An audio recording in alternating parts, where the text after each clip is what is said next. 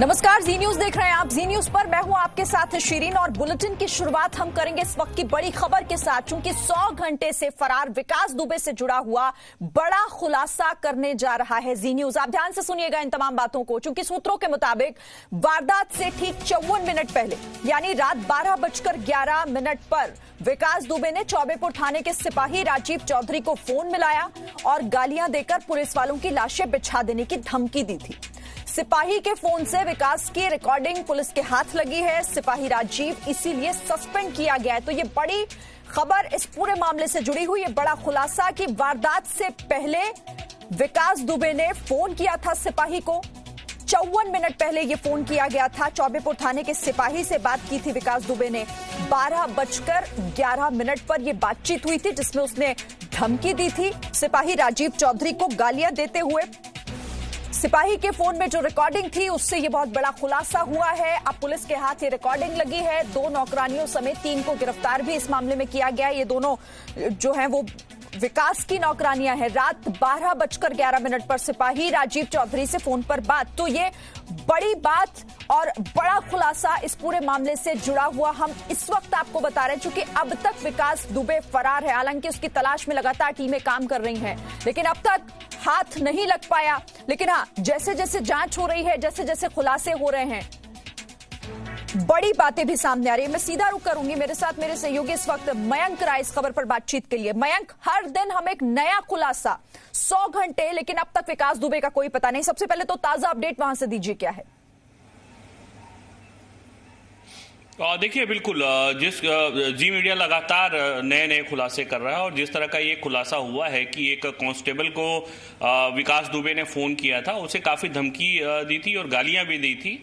यानी उसको सब कुछ पहले से मालूम था। ये बात तो पहले भी तय हो चुकी है कि उसको पूरी तरह से ये पता था कि पुलिस उसके घर तक आने वाली है। एक और खुलासा जी मीडिया पे हम करने जा रहे हैं, वो ये है कि जो उसकी पत्नी फिलहाल इस पूरे वारदात में उसके साथ संलिप्त थी। संलिप्त किस तरह थी? क्योंकि जो सीसीटीवी कैमरा विकास दुबे ने अपने घर पे लगा रखा था, उसकी सारी रिकॉर्डिंग लखनऊ में रहने वाली उसकी पत्नी के पास पहुंचती थी और वहां से जो है वो उस वीडियो को वायरल करती थी। अगर कोई पुलिसकर्मी वहां पे जाता था घर पे दबिश देने के लिए पहले या किसी पूछताछ के लिए भी जाता था, तो सारी रिकॉर्डिंग को यहां से वायरल करती थी।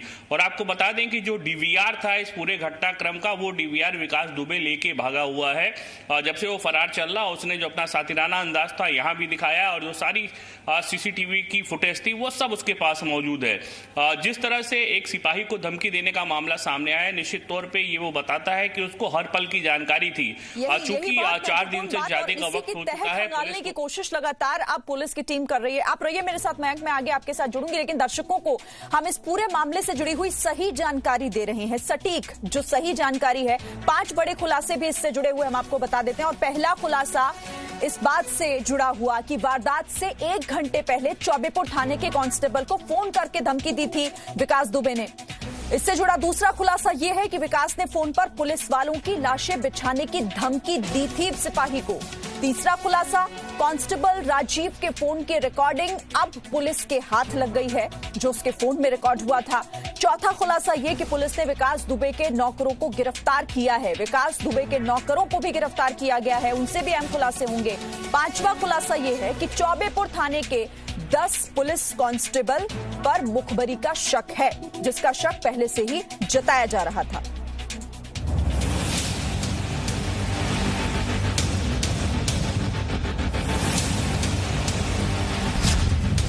कहां है विकास दुबे?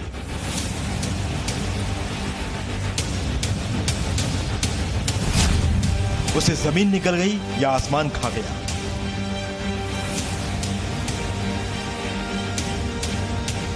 गैंगस्टर विकास दुबे की मोस्ट वांटेड तस्वीरों वाले पोस्टर भी लग गए, लेकिन 5वें दिन भी पुलिस के हाथ खाली है।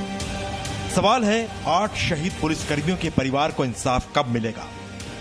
जैसे जैसे दिन गुजर रहा है, विकास दुबे पर रखे इनाम का पैसा भी बढ़ता जा रहा है। पहले 50,000 रुपए, फिर 1 लाख रुपए और अब 2.5 लाख रुपए।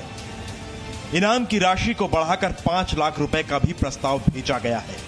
सीपी सर ने 2.5 लाख रुपए का इनाम इस पर घोषित कर दिया है। 3 राज्यों की पुलिस विकास दुबे को तलाश रही है। 40 थाने की पुलिस विकास दुबे को ढूंढ रही है। यूपी एसटीएफ और पुलिस के बड़े अधिकारी छापेमारी कर रहे हैं, लेकिन इन सब के बावजूद विकास दुबे पुलिस की गिरफ्त से बहुत दूर है। पुलिस के सूत्र बताते हैं कि विकास दुबे उत्तर प्रदेश से भाग चुका है। यूपी पुलिस ने मध्य प्रदेश और राजस्थान की पुलिस से मदद मांगी है। विकास दुबे मोबाइल फोन का इस्तेमाल बिल्कुल भी नहीं कर रहा है।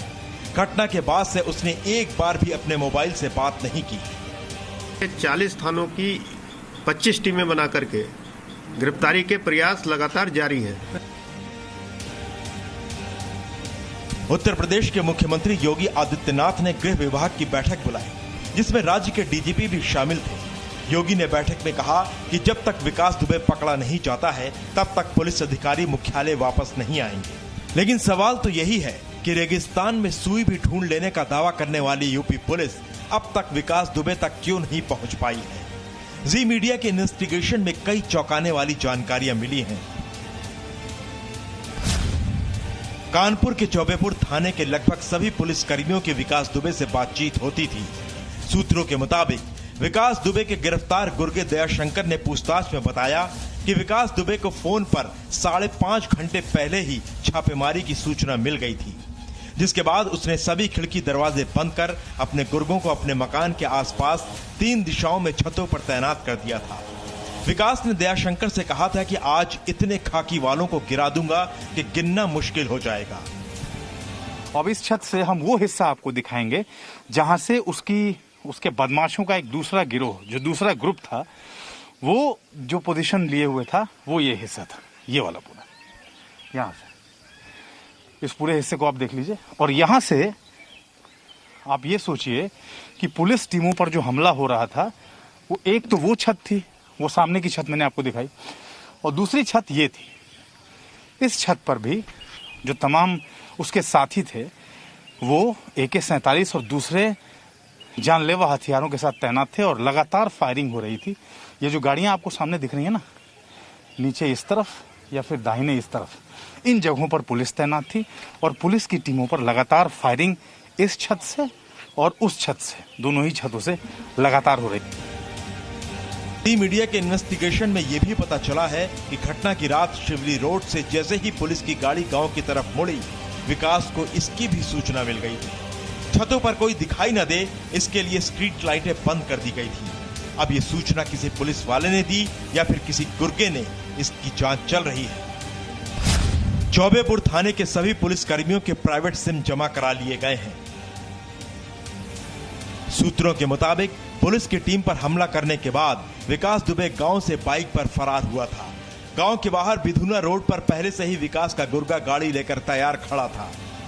ऐसी भी आशंका है कि विकास दुबे नेपाल भाग सकता है, इसलिए बहराइच में भारत नेपाल सीमा पर कड़ी निगरानी की जा रही है। भारत नेपाल सीमा पर विकास दुबे के पोस्टर भी लगाए गए हैं।